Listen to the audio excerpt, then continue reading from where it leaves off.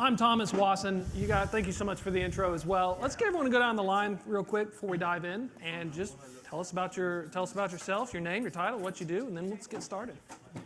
My name is Xiaodi Hou, CEO of BOT Auto. We're doing autonomous driving trucks. I'm Michael Wiesinger, Chief Operating Officer at Kodiak Robotics, and we're doing autonomous trucks in 3 different verticals: over-the-road trucking, industrial trucking, defense, and public sector. Our brands are Peterbilt, Kenworth, and Duff.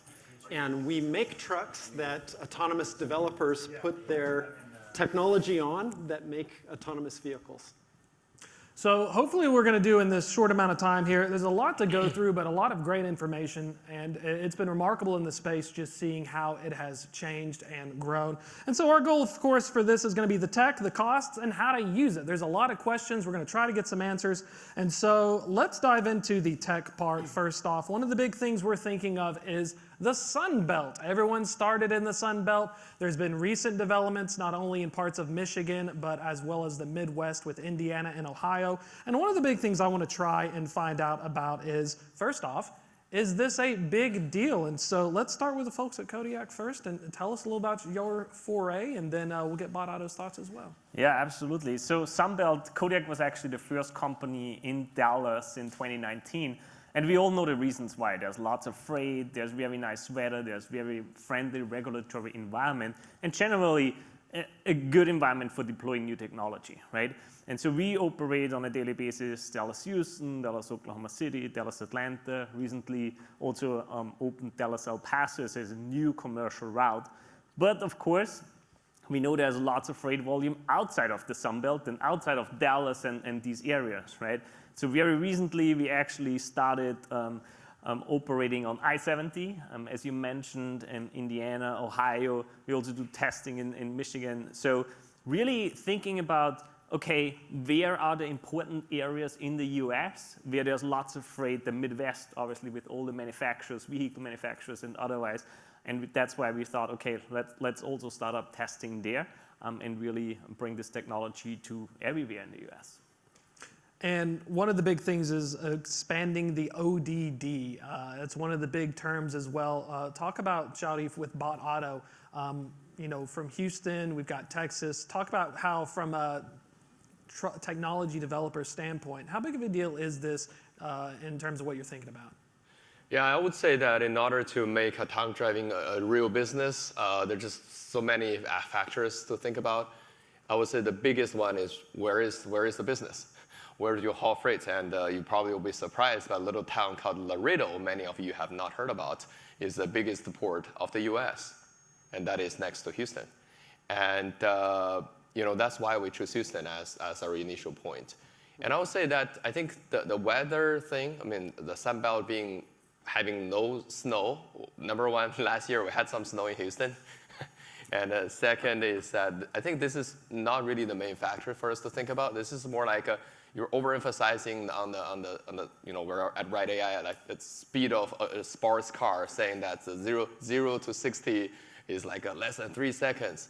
It sounds like a very big thing for the amateurs, but if you're really serious into driving, you should consider more factors other than that. So I think that the Sunbelt weather is actually one relatively minor factor for us to think about. And when we're looking ahead, especially with deployment, we've seen some folks branching out.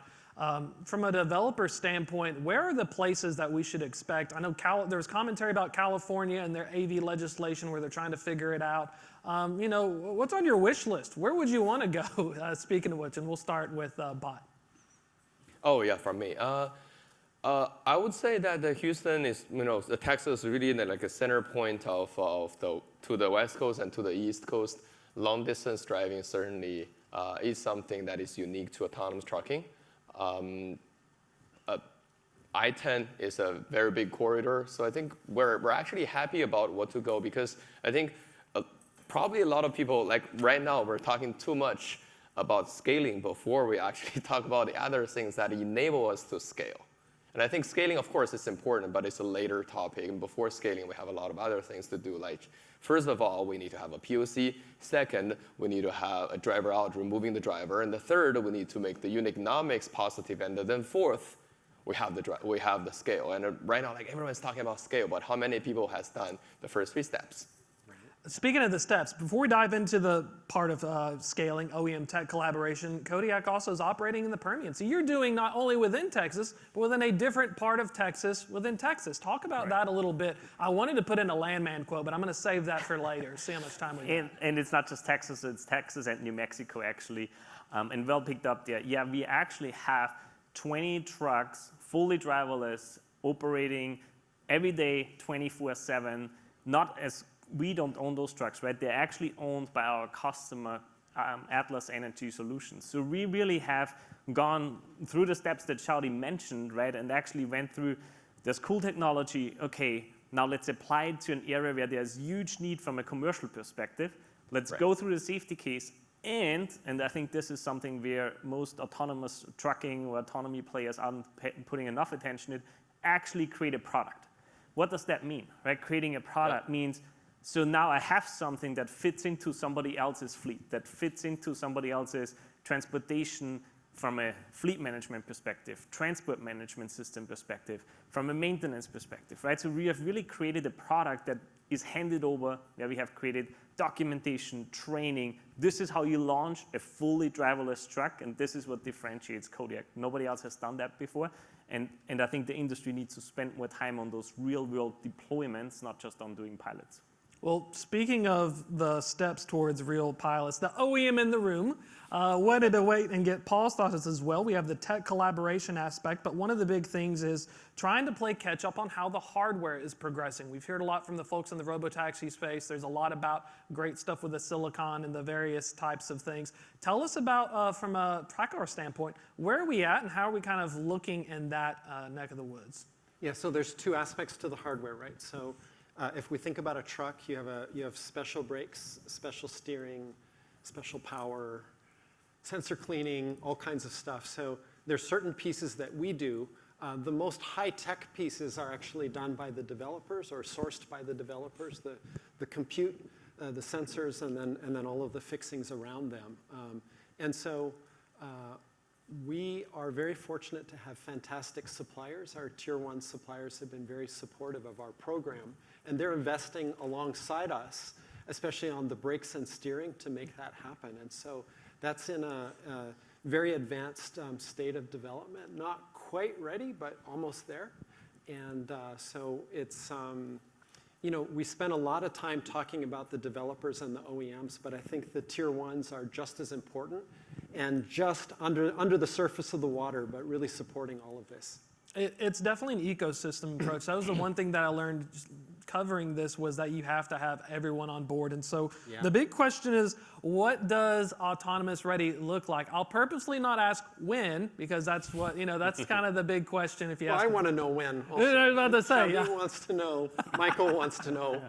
But so let's talk about the what aspect. We looked at the hardware, and then so from an OE standpoint, what does the, you know, Goldilocks, what does just right look like? So so for instance, let's take the Peterbilt 579, which has been a very popular platform. I think both of your companies, well, you used to, right? You used to have some 579s. Yeah. You're on a different platform now. But you take a regular 579, and then we do an engineering variant of it specifically for level 4 autonomy with the special brakes and steering and functional safety and all of these pieces. And then it has an interface box where a developer can plug their driver in and feed information into the truck, feed commands in, and get data out. And so in that way, because if you think about a truck is probably dozens of control systems under the covers. And so we would like to give these guys a rational, stable interface by which to work with that. But yeah, it's a normal truck with a steering wheel and pedals and all of that. So if you do need to, you know, manually drive it somewhere, you can. But the reality is that when these things are deployed, of course, there will be no human driver in the truck.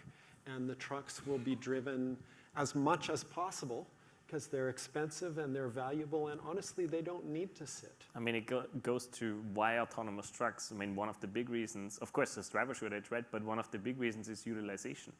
If you think about utilization of trucks today, they are sitting 60 to 70% of the time. They're just sitting around. because a driver has a natural limitation of 11 hours driving in a 24-hour window, right? A 14-hour window plus 10-hour reset. And with an autonomous truck, you don't have those restrictions anymore, right? And so you can drive 20 plus hours and of course generate more revenue, cover more miles, right? And that's something that we do, for example, in the Permian. Again, those trucks fully without a driver operate 24/7. They never sleep, basically. That's how the business there operates, right? This is basically hauling sand for in the oil and gas industry. And it's a 24/7 all year long business that just, you have to deliver that, otherwise you don't have a product. Yeah, I can't agree more with Michael and Paul on that. And I think a big misconception from the outside world is that they felt level 4 and level 2++, basically assisted driving where a human has to be behind it. It's really the same, but in fact, level 4 is a productivity tool where we gotta use them 24/7, otherwise we lose money. Yeah. And for example, we own the trucks, but we operate them 22 hours a day. This is how we can make money and reduce the cost per mile. But on the other hand, if you compare that to a Tesla, the total amount of money that's spent on Tesla is like $20,000, $30,000. But the 20 amount that we can make by considering it as a productivity tool is on the number of millions. This is really like a completely two different type of things. As Paul said, you have to add a lot of redundancies to making sure that this is reliable. In fact, first thinking about the 1 million miles of the lifetime, and the vehicles are just running 22 to 24 hours every day, without even weekends. And that would give us a very strong revenue, say $1 million for the lifetime of 2 to 3 years. And we don't really need to care about a $2,000 BOM increase or decrease. And that gives the unique leverage for level 4 to really imagine in a very different way than the consumer product that many people just buy the car and they have some a toy-ish autonomous driving functionalities. That's very different things. Well, for a moment, I'll talk my own book here, and I'll tell you that I really believe the money in autonomy will be in trucking. Yep. I think I love riding Waymo. I rode one last night, about 35 miles to go home, and it was flawless, including when the Waymo got cut off by somebody on the highway and honked at them, which I thought was really cool. Really? But I think the reality is that it's hard to make money in the taxi business, and it's actually also hard to make money in trucking. However, with autonomy, this is an amazing unlock, an amazing productivity tool. And honestly, the industry really needs it. I think that the average age of a long-haul truck driver is, I think it's over 50. It's over 50, yeah. Yeah, it's increasing kind of crazy. every year. So this is the right solution at the right time, and we think that the economic opportunity and the upside, it's really exciting. I mean, you touch on a good point, the economic opportunity, right? Because people in trucking, it's a penny business, right? They think about, okay, what is the cost? And we have to think about that as well if we want to deploy a product. But the important thing is to look at benefits beyond just costs, right? So think about those trucks, 360-degree perception at any given point of time. They always pay attention, right? So they don't get drowsy, they don't sleep, and whatnot. They don't drink. They don't drink. So naturally, they are safer. That is just one thing. Then they are more fuel efficient. That is another thing. And then, in my opinion, what many people forget, but I think it's super important, is they actually don't go out of route, right? They don't go to a different kind of gas station because they like the girl behind the counter. That's actually not on their routing guide, right? That's a true story, by the way. And people do that. And it's absolutely natural, right? Because people are emotional. But autonomous trucks don't go out of route and don't need to deadhead home because they need to get to their family, right? So really, you have the safety benefit. You have the benefit of increasing revenue-driven miles, or efficient miles, how they call it in trucking. And then you have the actual cost reduction as well, right? Because human driver cost is constantly going up, right? It's like skyrocketing. And you cannot sustain that forever. Speaking of costs, so trucking, $1 trillion market opportunity. I came from trucking, so that is a true story. Wrangling drivers is very crazy, but McDonald's serves hamburgers, and you can quantify hamburgers. A truck's output, it is a mobile factory on 18 wheels that produces revenue miles. Yeah. At the moment with humans, you get 11 to 13 hours out of a 24-hour day. That's a really crappy factory. And so when I'm thinking of the terms of costs, one of the questions I keep trying to find answers to is, how will the TCO, how will the costs change? And one of them being, if you had human drivers, you bought one, 3 to 4 years later, you trade it in, you get another rig. So the autonomy has the potential to fundamentally alter the way that you do trucking, similar to how we have to redesign a warehouse. And so one of my questions is, before we dive into how to calculate how well you're doing, is, are these things going to last like 2 to 3 years? Or, from an OE standpoint, do I want to get like 4 years, or do I pay for one every 2 years? Or how are we starting to imagine, when it has redundant systems, how do we imagine the cost structure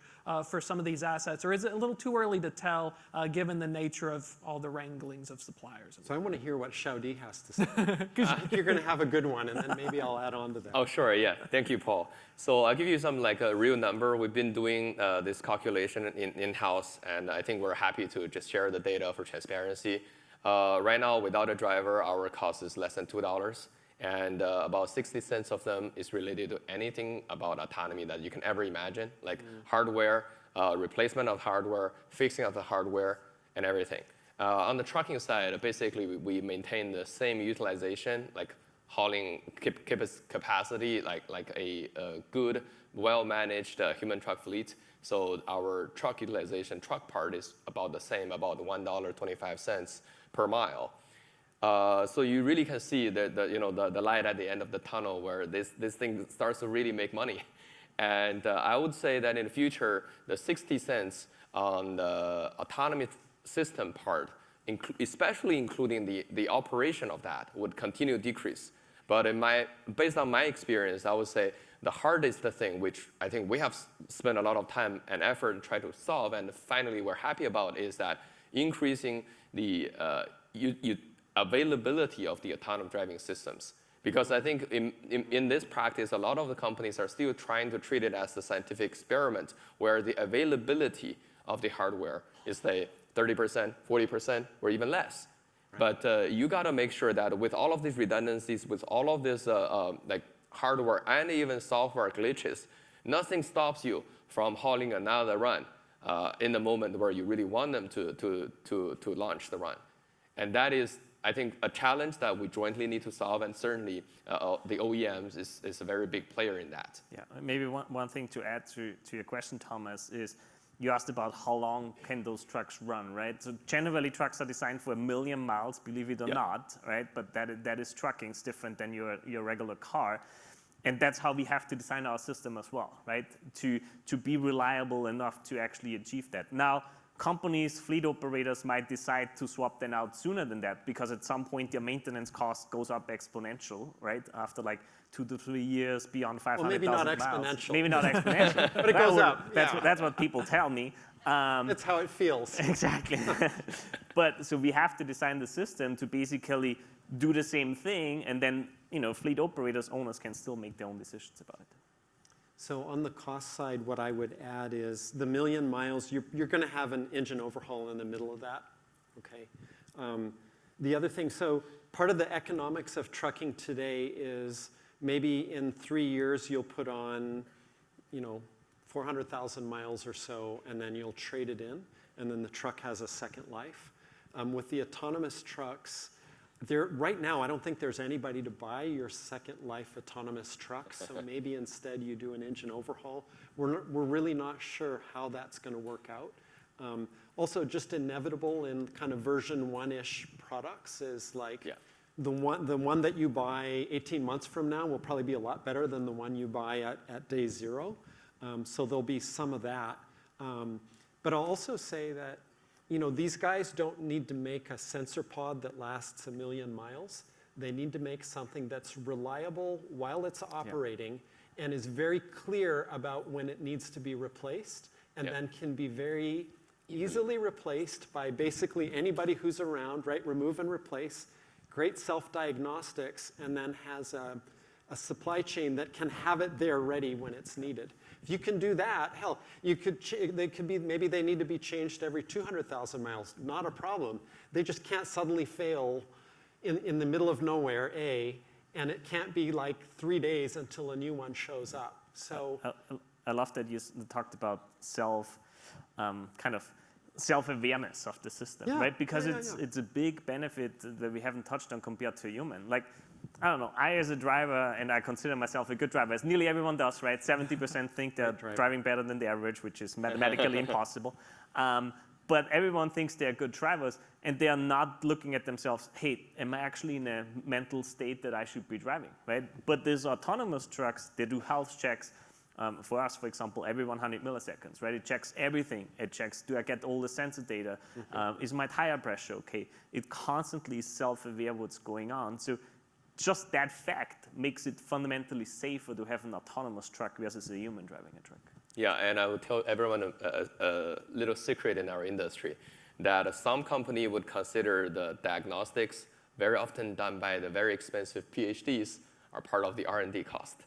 But in order to really make a money-making business, you got to make sure that every hour that's spent on the diagnostics is on your book for the operating cost. Only if you do that, you can start to reduce the operating cost so that you can make money in the end. And on the other hand, I really like Paul's comment about that vision where you can easily replace the components. And that's also the part where it's an inevitable path, or an inevitable node in the path to profitability for autonomous driving. And I believe that this is also a very unique advantage because if we consider autonomous driving, especially autonomous trucking, as part of the bigger physical AI narrative. I cannot imagine as of today that in a rural area in Ohio that someone can replace the motor for a robot. But I do imagine that in now or in near future, there will be a possibility that in rural area Ohio, we can find the replaceable parts to replace a failed components in an autonomous driving truck because the ecosystem is there. And this is what I see like as the nearest to reach. It's a good point, Xiaodi, because for Peterbilt, Kenworth, and all of our competitors, there's dealerships. You have chains. Right, and yeah, as long as the parts are available, and you guys are engineering for easy replaceability. Absolutely. Like, that's solvable. Yes. Yeah, we can do that. So this is a unique advantage in terms of physical AI. So I would definitely say autonomous trucking is one of the first to commercialize. Yeah. Final thoughts as well. Man, we could cook for 50 minutes straight, but we've got a little bit of time left. One of the insurance aspects, we had some good conversations about insurance, safety savings. One of the big things, there's been a lot of media attention for unsafe drivers that are human, not robots. One of the big things is insurance. And so you guys pioneered a special type of insurance. Tell about the insurance aspect real quick. Give us a quick around the world of what that is, and then we can finish up from there. Yeah, I'll just be very quick. So we actually pioneered with Marsh about autonomous trucking operation insurance program. This is kind of tailored for us. We're very proud that they're working with us. But the real thing is that all of the data is transparent, auditable. And that really makes the life of the insurance company much easier than the traditional one. And also the top three issues, or top three root causes for an accident: fatigue driving, intoxicated driving, and bad training, and we have none of that. Yeah, absolutely. And from an insurance perspective, really, you have to think about it from a truck and fleet operator versus an autonomy provider, right? And exactly. So the insurance that you will see in the future, we have actually, since we have deployed a fully driverless product to our customer, we have actually set it up. And basically, and I don't know how familiar people are, in trucking you have like cargo and auto insurance. That will always be there in the future. But now you have this additional level of insurance, which is product liability, cybersecurity insurance, errors and omissions, that the autonomy providers will have to cover because we are offering a tech product, right? It's not like just like a trucking product anymore. So we have actually worked with insurance providers and our initial customer Atlas to say, okay, what does your package look like? What does our package look like? How do we bring this together so it's actually a deployable product? So it's super critical point. Important stuff. Thank you all so much for your time, gentlemen. We are short of time, speaking of which, but I want to thank everybody for coming as well. Excellent stuff, and yeah, we'll catch you all again next year. Thank you. Thank you.